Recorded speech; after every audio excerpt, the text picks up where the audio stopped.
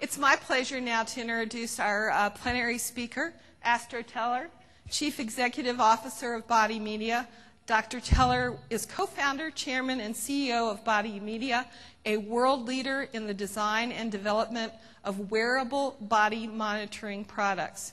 Teller has also created and served as the CEO of Sandbox Advanced Development and taught at Stanford University, where he was an engineer researcher for the Phoenix Laser Technologies, Stanford Center for Integrated Systems, and the Carnegie Group Incorporated.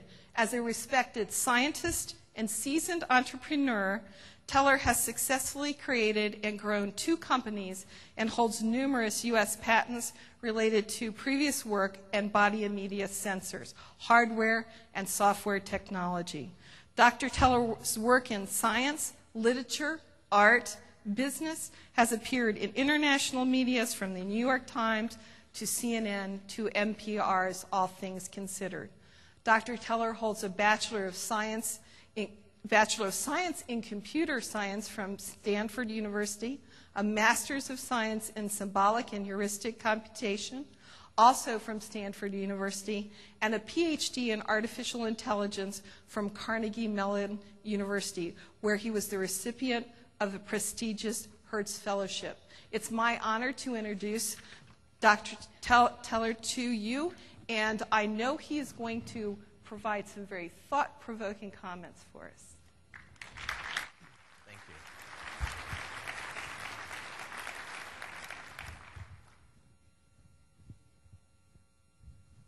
Beep.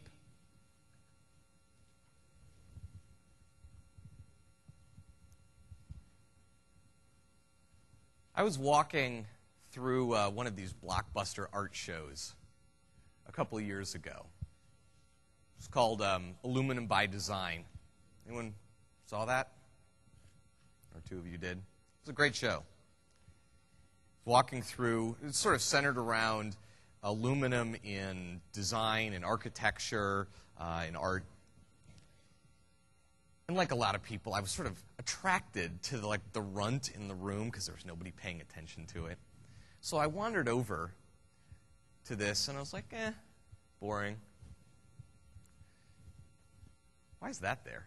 Actually, come to think of it, why would they bother? I mean, that coat rack's got like a tiny little bit of aluminum on it. And that thing, I mean, it's obviously made of wood. You can see how it was sort of turned on a hand lathe, and then they painted it to look like it was aluminum. So I look at the plaque, and it said 1924. Okay, so maybe that explains it, right? Because aluminum was still much more expensive than wood at the time, so, decorative, expensive detailing with aluminum. Or wood aspiring to be like aluminum. Well, then I read the rest of the plaque. Those are made of aluminum. What? That's impossible. Those are made of aluminum?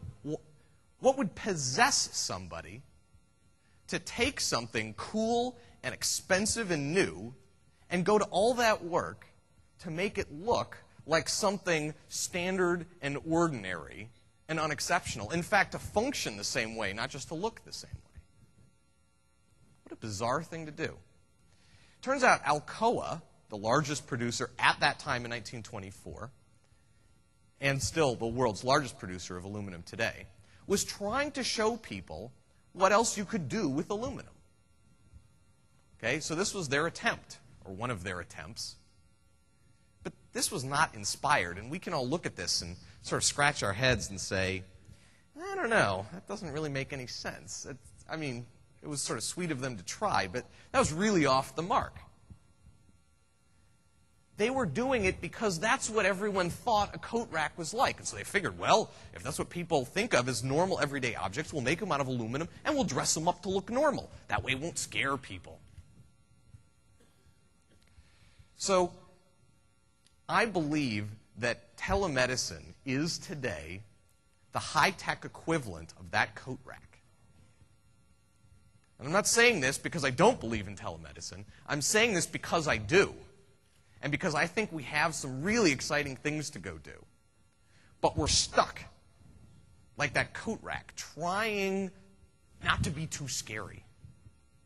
And I'm going to give you some details and ways of thinking about that. But new mediums require new messages. They ought to create new messages, and you have to let them. When email was created, I'm sure the first couple of emails started with, "Dear Astro," comma, and people probably tried to spray perfume on them and figure out how they could get handwriting into their emails. It doesn't fit. That's not what an email is for.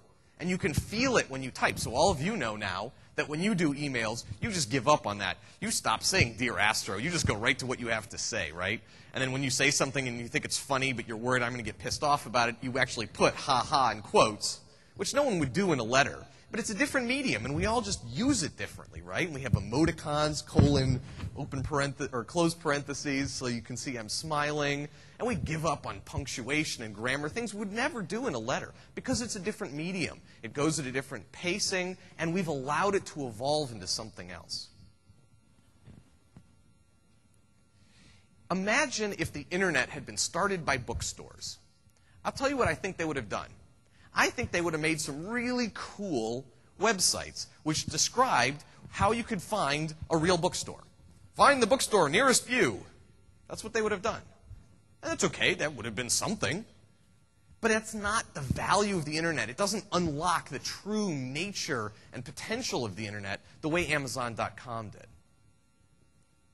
Now, I know, I really do understand that breaking the mold and thinking differently about these things is hard. Academic inertia, academic medical inertia, is non-trivial. Standard of care is an important piece of inertia in healthcare. There is the requirement of evidence-based medicine, which we have to get over. The funding agencies are just warming up in the last couple of years to telemedicine, as most of you have struggled through. I actually see a couple funders in the audience too, but you guys are mostly the good guys because you're the ones funding it. That's why you're here. Reimbursement has all these hurdles associated with it. And whenever you're starting up a new company, everybody tells you, you've got to go for the reimbursement. That's where it's at. So it's like the drug pusher, but there's only one. So you're like, well, I guess I'm going to get addicted to that one. Right? I know it's hard. But that's not a reason not to break the mold. That's not an excuse to make a coat rack made of aluminum and carefully paint it to look like wood. So, here's the clicker here.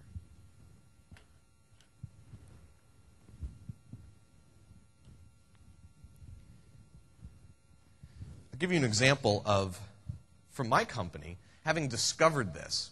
Not because we were brainiacs, it discovered us, really. We had one of our products, it was a wearable body monitor, and we were selling it as a research product in the United States. And someone in Italy just kept calling us and calling us and calling us till it became easier to let him be a reseller of our research product than to have to keep ignoring his calls and deleting them or apologizing. It was just easier to give it to him. And he started selling them more than any of the resellers we had here in the United States. It was interesting, but it was like Italy was Pluto as far as we were concerned, right? Then he called us and he said, hey, could we get regulatory approval, a medical class 2A clearance for the product that you have? Because I'd really like to sell this to doctors. Yeah, I'm sure. Well, he kept calling and calling and calling. He said, send us the paperwork. And we just thought he couldn't find the paperwork and that would solve the problem. But, like a day later, the paperwork is there.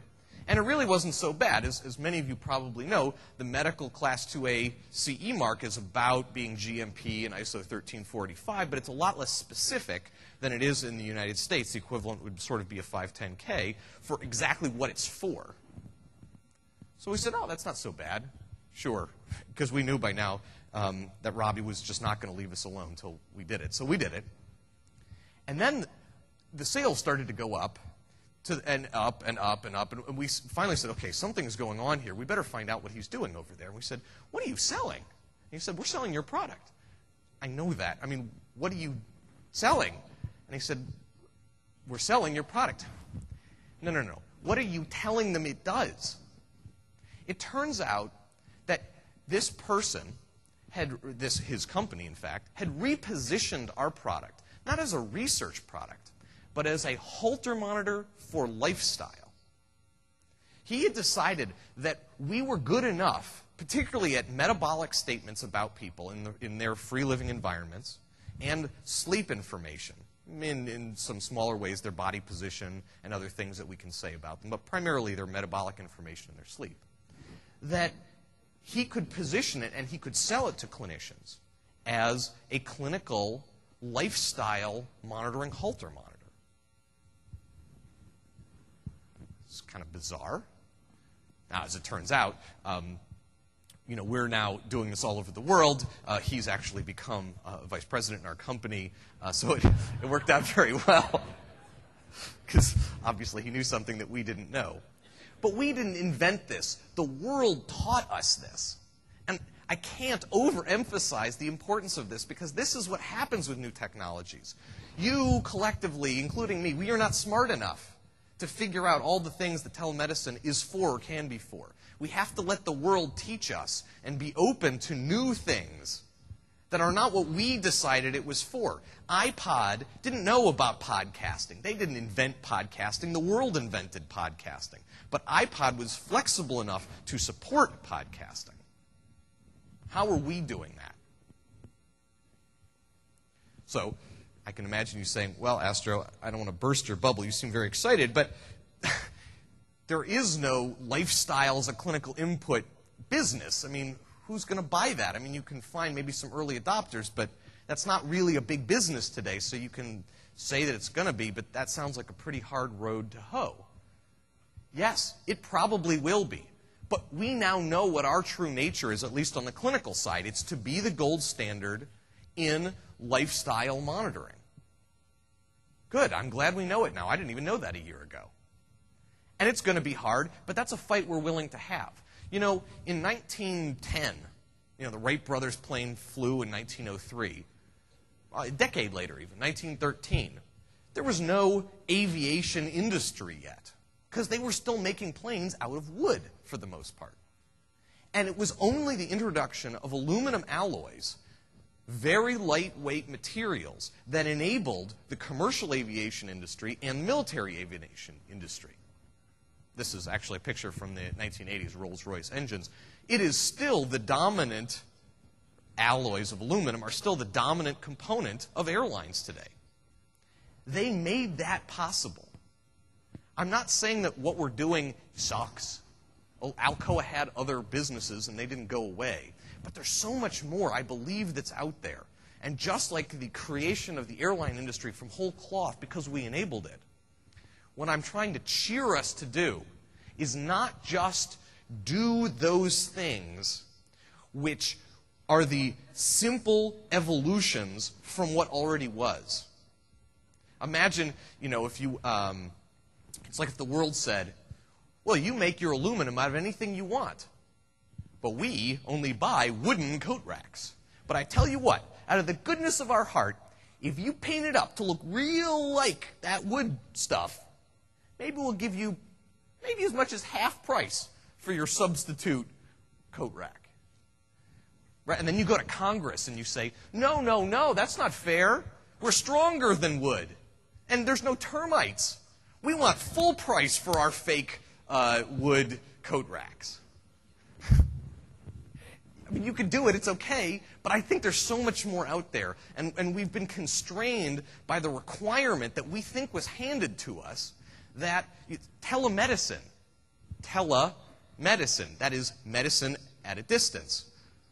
We're just taking what is a pretty unpleasant experience in the doctor's office for most people and giving them usually not a great or anyway better experience. It's just at home. Let your technologies become what their inner essence is. I think you'll be surprised, and let them be that even if it's not in healthcare. I'm going to give you another example. Beer.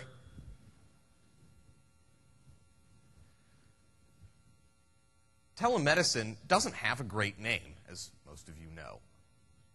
Businesses think that it's kind of iffy, nascent, not sure how to get paid for it. I mean, the large businesses, they're all kind of their toe dipping in the water there. Doctors think that it's kind of spotty. Sometimes it's valuable, but they're not crazy about it for the most part. consumers, if you ask any of them, are not, for the most part, crazy about it. To most of them, it sounds like this. Hey, guess what? You remember those caregivers that you couldn't get access to in the first place? We're giving you 6 minutes now. We've got new technology so they can see more of you a day and never even have to see you face to face. Woo! I mean, it depends how you sell it, right? But that's how it feels to a lot of them. I know that's not how we're trying to present it, but that's how it feels anyway. So I want to give you an example from my company, which we don't think of as telemedicine. We don't talk about like telemedicine, but it is telemedicine, and I think that's the point. Or I don't even care whether it's telemedicine. That's probably the real point. So here's how weight loss works, or has worked until very recently. Whether you're doing it by yourself or you're doing it with a caregiver, it's a behavior modification process. It's a feedback loop. And the thing which feeds back to you is the weight scale, or sometimes a mirror. And this is what the feedback sounds like. You're still fat. And then we wonder why people give up. This is not a motivational feedback system. It is a demotivational feedback system.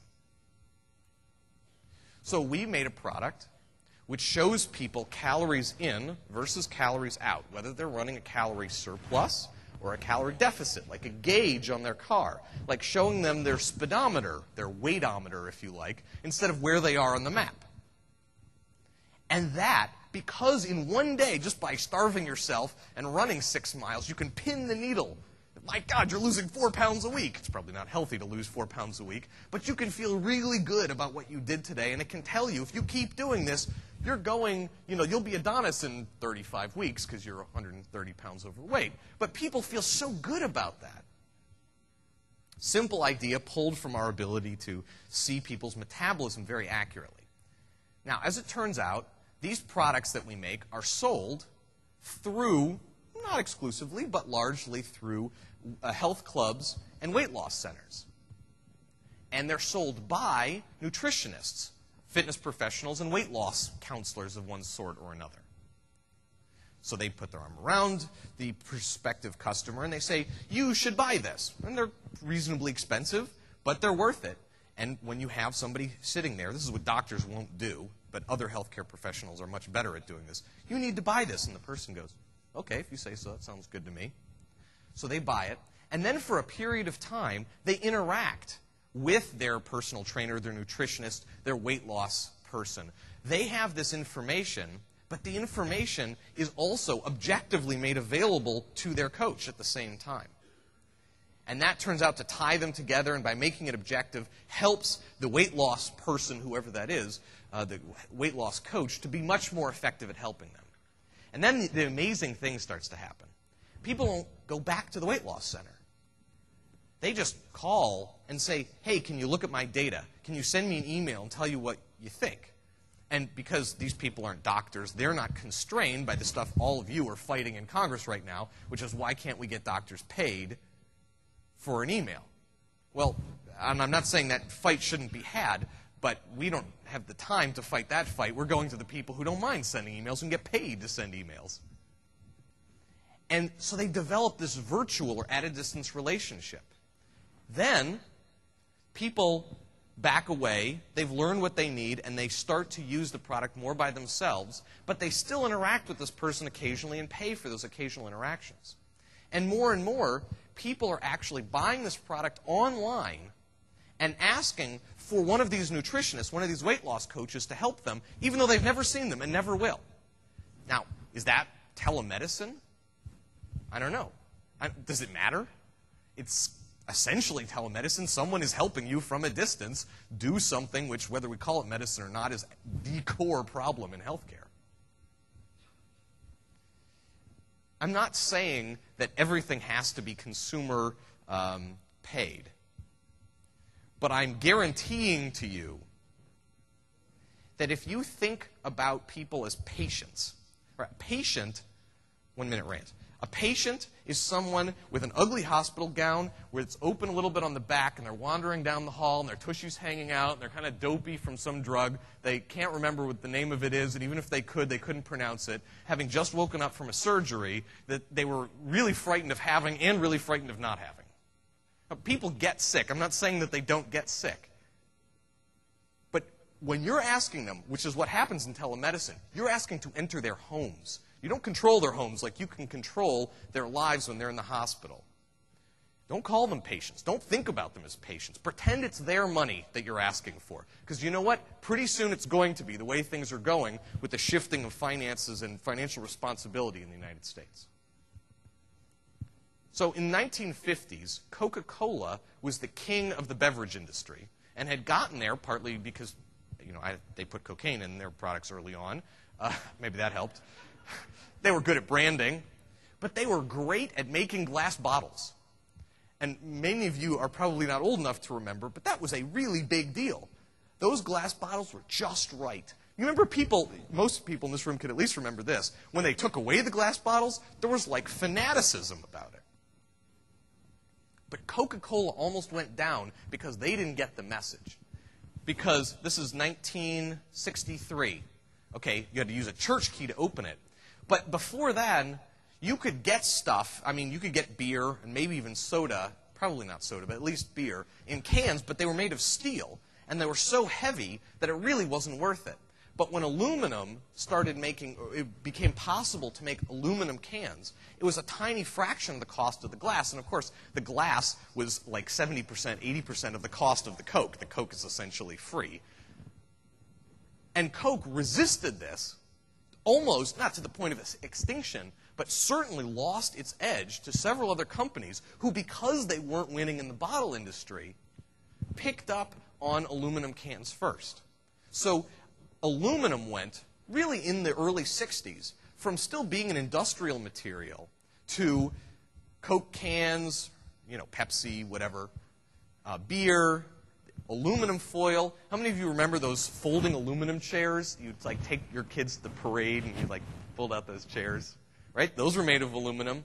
Aluminum exploded once they sort of let go of the coat rack thing.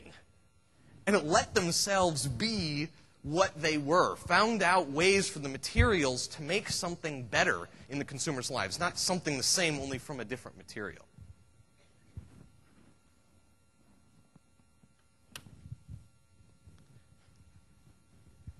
Okay, so now I'm going to go to the really provocative part. I'm going to go on a limb, and I'm going to tell you what I think we're all really doing. What we're going to look back in 20 years and say, well, there were a lot of important things that telemedicine did. But what we really got done over the last 20 years was the thing that changed healthcare, that probably changed more than just healthcare. So it took mankind about 8,000 years to sequence the human anatomy. It's a lot of work. But aside from the structure and function of the brain, we can largely declare victory on the human anatomy front and agree that our understanding of human anatomy forms the basis of modern medicine. So then 53 years ago, the structure of DNA was described. And pretty immediately, people said, okay, the ability to decode and possibly recode human DNA is someday going to form the basis of modern medicine, or a new important aspect of medicine. But first, we have to sequence the human genome, and that took a lot of work. But it actually went faster than people thought it was going to, because technology's exponential improvements over time allowed the sequencing to go even faster than people had imagined. But it was a very expensive process, partly because multiple people did it independently. There's a third aspect of human health that we don't have yet.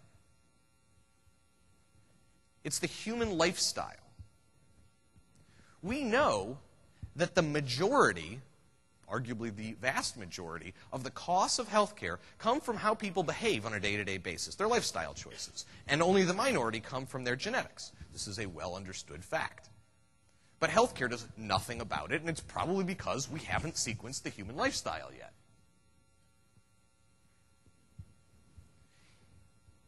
What would that mean? I mean, if we could take a COPD patient. Today, someone who's on oxygen therapy, a COPD patient who's on oxygen therapy, gets titrated up to the point of diminishing improvements in their oxygen saturation levels. What if instead, or at least in addition, we could titrate their oxygen up to the point of diminishing improvements in their quality of life? Or what if we could somehow magically, without any big, costly, complex, multi-site study, discover, just boom, discover, that there was this really strong relationship between long-term insomnia and falls among the elderly? Parkinson's patients, there are drugs to help them control the conditions, but they have very high toxicity and really nasty side effects.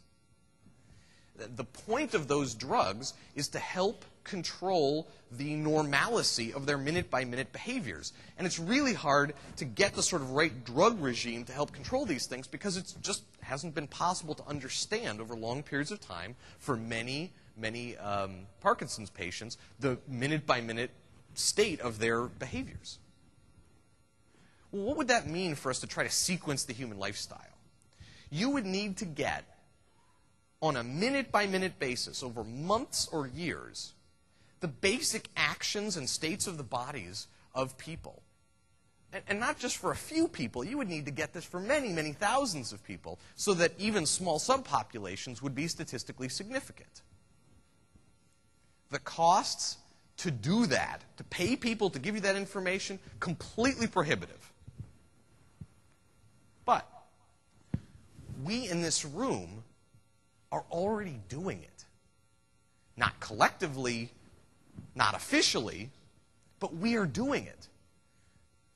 Body Media alone, and I'm sure that you guys have more than we have, at least collectively, we have 6 million hours of what people are doing when they're lying down, when they're sitting, when they're standing, when they're driving in a car, when they're biking, when they're awake, when they're asleep, how physically active they are, on and on and on, every minute of the day, objectively, because we can figure that out from the monitors they choose to wear for some other application. I believe that if we could create an international challenge around the sequencing of the human lifestyle, because one of the things Body Media doesn't have as much of, that I bet some of you do, is outcomes information, which is obviously important to marry with what they're really doing in order for the sequencing of the human lifestyle to be fully realized. The sequencing of the human lifestyle is not going to be owned by one company. It's not going to maybe even exist in one database per se. But if we could see it as an international challenge and create standards around privacy and the aggregation of data, I predict that when we look back 20 years from now, we will say, that was what we did that really changed everything, was the understanding of what people do when they're not in the hospitals. Because I think that is the inner nature of telemedicine. Fundamentally, it is seeing outside of the clinical environments. Now, in the case of Body Media, it happens to be lifestyle information, but there are lots of other things that happen to people outside of them, and that's what we're good at. You know, some people focus on very rural things, some people focus on the critically ill, on sensing their homes, etc. But collectively, we are gathering a movie of the world that no one has ever seen before, and if we aggregate it, I believe out of that, out of those aggregate views that we're collecting, will come the future, not only of healthcare, but maybe even more broadly of just how people understand how to manage their lives to get what they want. So I'll close with the following sort of cheer and admonition for you. Telemedicine is not going to be, you know, like move in from Pluto to like Mars. That's not our goal. It shouldn't be our goal. Telemedicine is going to become the center, the heart. It's going to become the rule, not the exception for healthcare. But only as it matures into what its inner nature is. And what I want to cheer you guys to think about is let it. Help it. Put aside for just one day reimbursement and all the things which people are telling you you have to do in order to be good. And ask yourselves, what does this baby of mine want to be? What is its natural state? And I think what you'll find is that you can avoid the coat rack. And I believe not only that we can avoid the coat rack, but that we have all the technology necessary today to create many new industries. And we just have to let that happen. Thank you very much.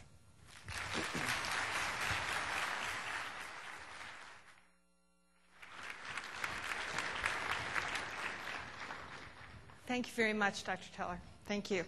Thank you. Thanks for coming.